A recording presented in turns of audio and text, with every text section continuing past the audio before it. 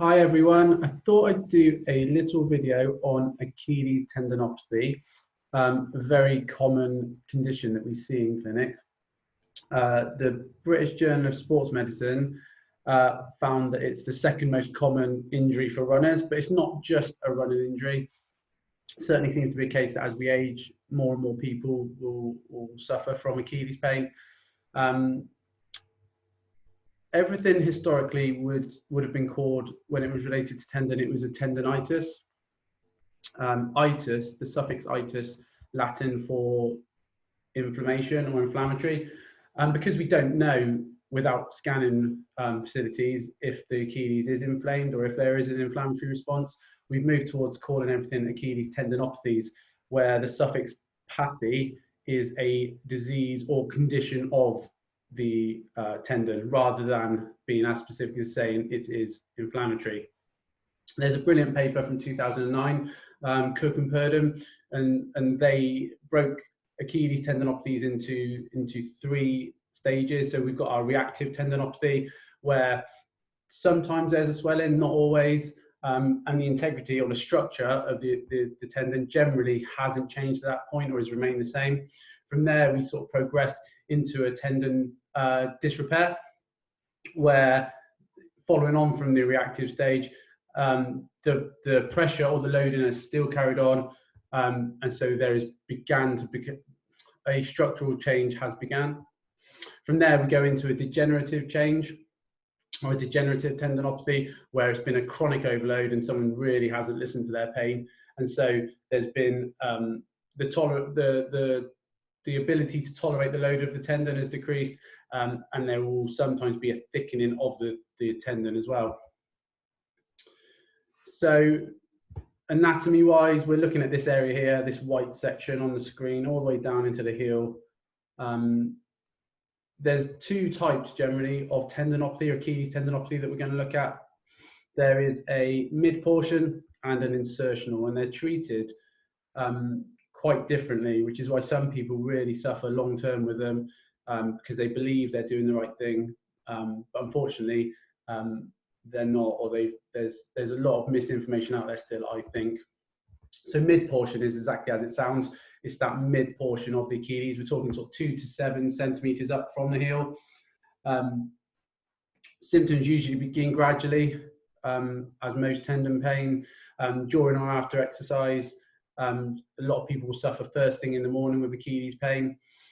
Tendons generally are painful if you squeeze them.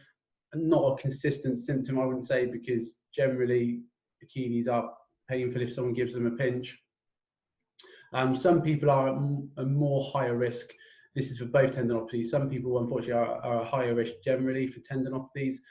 Those with diabetes, with a higher BMI, people who have an inflammatory condition anyway, like a rheumatoid arthritis.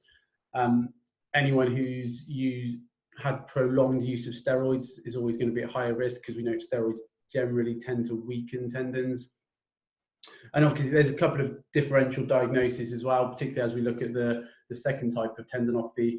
Things like Haglund's deformities are painful for Achilles and bursitis and things like that. We're going to focus purely on the tendinopathy side. So mid-portion tendinopathy, like I say, right in the middle of the tendon generally. Sometimes a thickening, sometimes not, depending on the stage of the tendinopathy.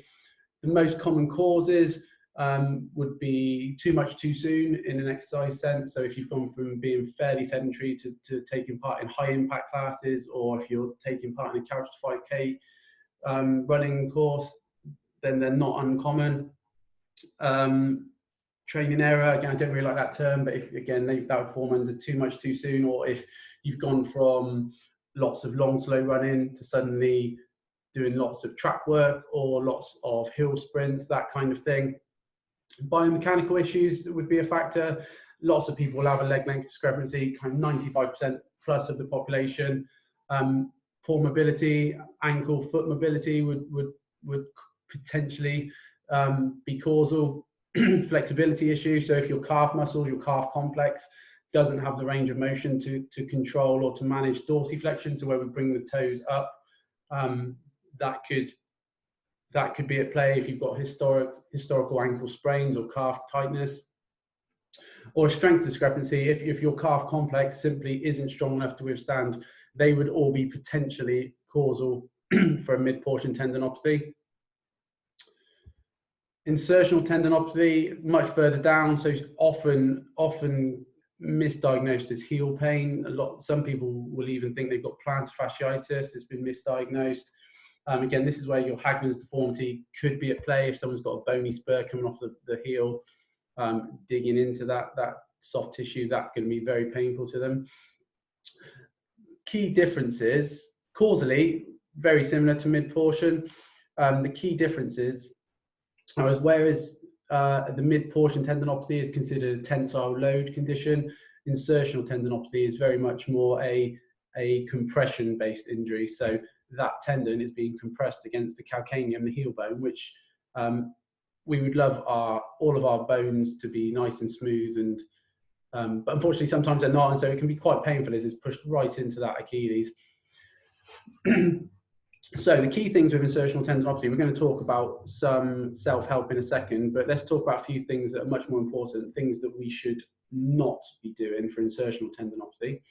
The key one, and it takes a bit of a leap of faith this, because it goes against a lot of what your natural intuition will tell you, but the first thing to do is to stop stretching your calf complex. Reason being, as we're taking those toes up, as we've just discussed, we're going to be compressing that tendon against that bone, which is going to cause, if there is an inflammatory response, potentially cause more of an inflammatory response, and prolongs the condition. It's not a simple case of if you stop stretching, it will go. Stretching isn't going to help though. Similar for foam roll. If you've been told to foam roll that area, very hard to foam roll that area, but if you've been told to get a golf ball or cross ball and just friction it and massage it, if there's any inflammation or any compressive forces through there, you're just going to recreate it and prolong the symptoms. Things that can help with an insertional, we think, would be a little heel raise in your shoe, so a tiny, potentially 5 mil heel raise in your shoe, which would just bring that heel up slightly, and again, just release the pressure through there. There's a lot of research into that. If anyone wants more information, drop me a message. But again, traditional calf raises or calf dips, so where you're dropping your heel off the curb, is a big no-no for insertional tendinopathy. For mid-portion, it's not such a big issue. The first thing we're going to do if we see a tendinopathy is a P.O.L.I.C.E protocol. This is what you would have called your RICE protocol, so rest, ice, compress, elevate. It's kind of moved on, it's changed ever so slightly. So now instead of rest, we're going protect, because we know that undue long rest can have negative effects. See lots of people that present in clinic haven't been told to rest for 5 to 6 weeks with an Achilles problem, and we always use the term, I think it was Tony Robbins, nothing changes if nothing changes. If we don't change the integrity of that tendon, you can rest, your symptoms may come down, but ultimately, as soon as you get back to activity, they're going to come back. Optimal loading, so replacing rest with a balanced and incremental rehab, which we're going to look at in a second. Ice, we don't know as much about ice as you would like us to know, I guess. We do know that it seems to slow down the neural velocity, which is a fancy way of saying that pain message going up and down. So as an analgesia, as a pain relief, ice seems to be really beneficial. We don't know too much about its effects on inflammation, but again, we don't know if it's an inflammatory response. Always worth trying ice, because again, if it changes that pain management, that's great. Compress, difficult one, because again, if we're in a compressive, if we've got a compressive injury like an insertional tendinopathy, I'm not sure it's the best for insertionals, but certainly for mid-portion, it seems to help. And elevate. There's a blog link at the bottom of that page if anyone wants to read further and read into the research of that.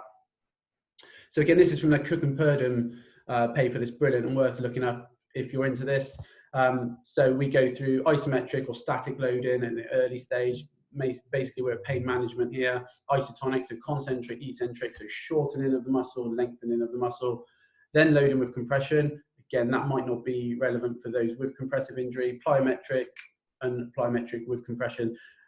For some people, we don't really need to get much higher than this stage. So for example, if you're in your later years and your hobby is not running or high impact classes, there's not the need to go to full plyometrics. But for those of us doing high impact stuff, for running, we would look to go through all of this. And it takes a number of weeks. The common mistake I see, I guess, is that people give up on their rehab too soon and almost feel like they're sucking up and just carrying on and go in this vicious cycle of resting, pain comes down, return to play too early, pain increases, resting, and so their training is constantly plateauing, or worse, is coming down the other side. So we've got the gastrocnemius muscle, so simple heel raises are great for calf strength.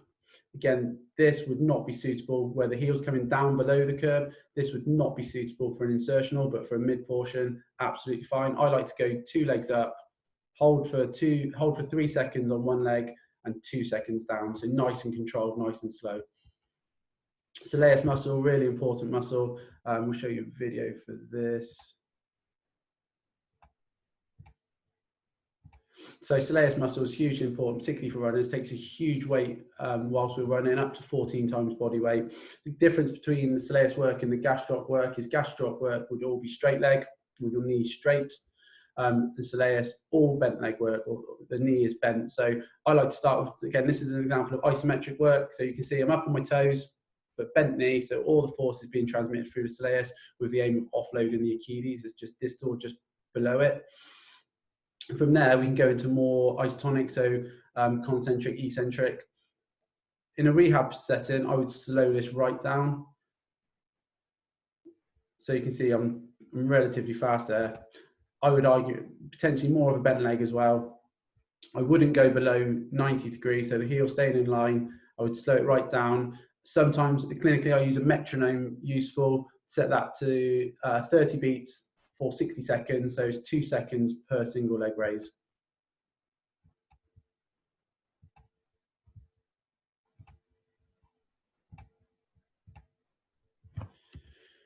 And then we've got some plyometric stuff, which again, this is top end stuff really. Not everyone's going to be needing to do this. Again, if you're not doing high impact stuff, if you're not looking to return to running, I wouldn't obsess over this.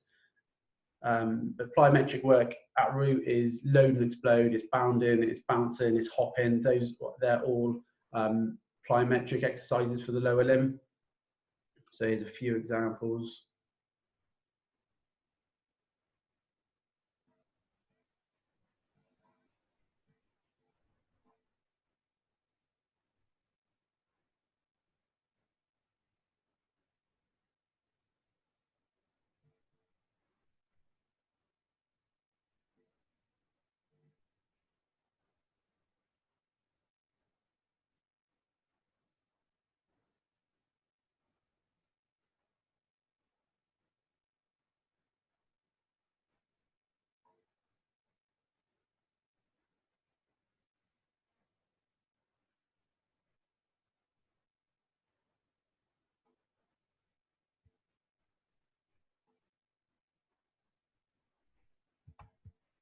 There we go. So a few ideas you can play around with. But again, that is very much the top end of your rehab. I take the Goldilocks approach to rehab and sport in general. Whereas if you've got no soreness 48 hours after your exercise or 24 hours after exercise, you've probably not worked hard enough. If you're still sore at 48 hours, you've probably done too much. And there's that sweet spot in the middle, soreness that settles quickly. So that's not a bad, simplistic way of approaching your rehab. These are some general norms that we would expect to see clinically. So someone with no Achilles tendinopathy, no lower leg pain, if you were in my category, 32 unbroken heel raises would be about the norm. And you can see as we age, decreasing strength abilities. Interestingly, it kind of swaps over once we get in our later years. Females seem to hold their strength a little bit better than us, but that's a nice example of where you should be to try and keep away those lower leg pathologies. There is a correlation with footwear, whereas if you're in a zero drop shoe or a flat shoe or a flip flop, we would expect to see more Achilles tendinopathies, whereas a slight heel raise, less Achilles issues. There does seem to be a correlation then with more knee or iliotibial band syndrome type pain. So just to be aware, but yeah, the flatter the shoe, the more load you're going to be putting through that Achilles. It's a hugely common running injury. I say 1 in 4 running injuries is lower leg. which isn't surprising at all really when you look at the forces going through there.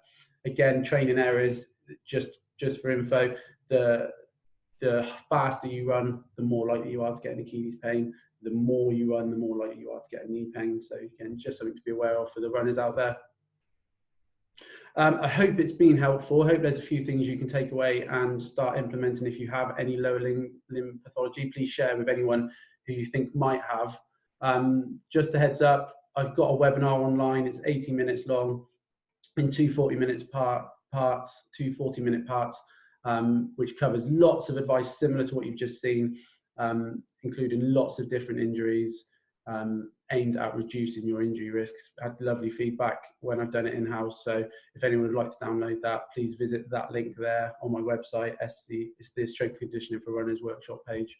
I've also got a book, it's 130 pages long, 20 plus injuries are covered in similar format, lots of self-help first point of contact treatment, with, like I say, lots of different injuries and different exercise ideas for you to look at. I've also got a book on Kindle as well for back pain if anyone's interested. So like I say, thanks for watching. If it's been useful, then please share. And like I say, I've got those bits online if I can help at all. See you soon.